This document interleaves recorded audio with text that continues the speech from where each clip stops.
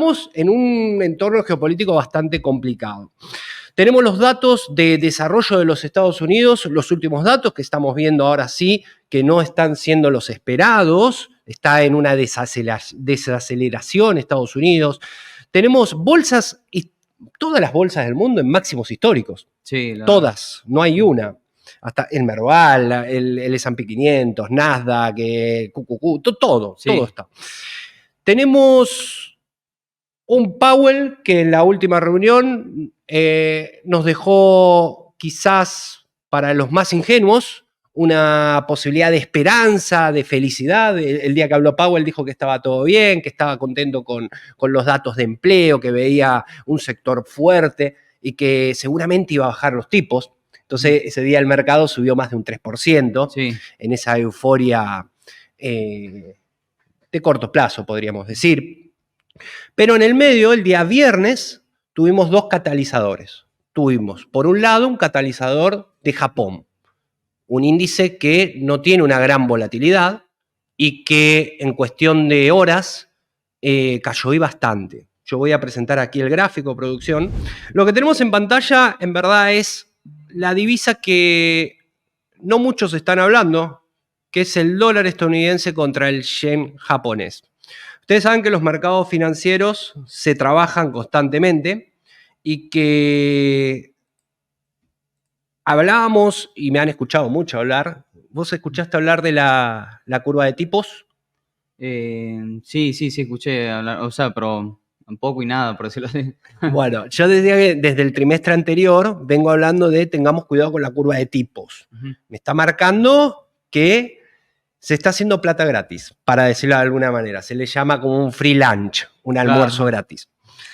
¿Qué era lo que ocurrió? Para meternos en el punto de vista de Japón, de lo que pasó con Japón.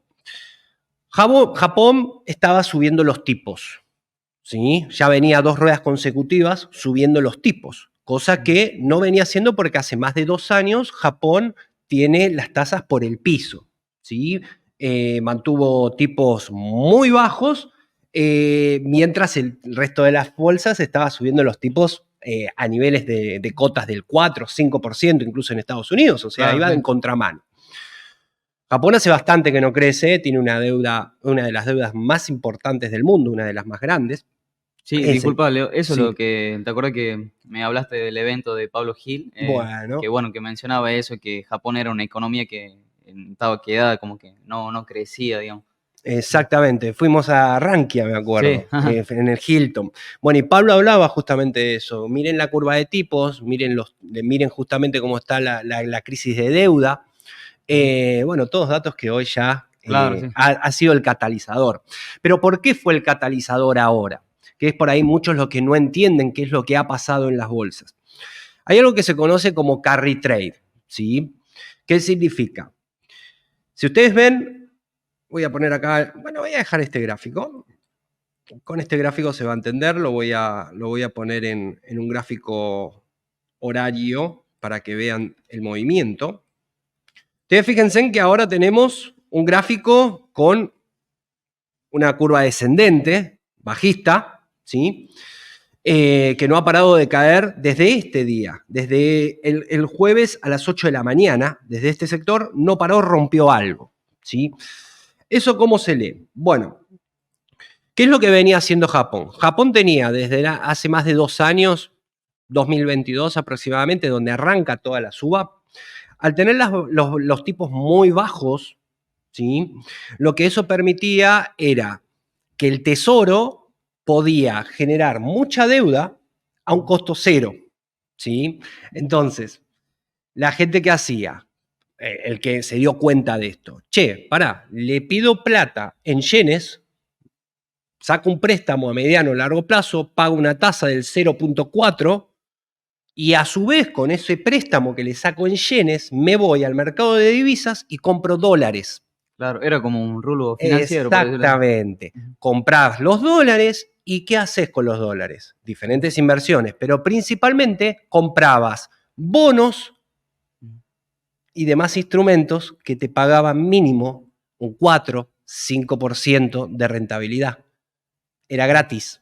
Claro, sí. Por ende, el costo de inversión era ese 0.4.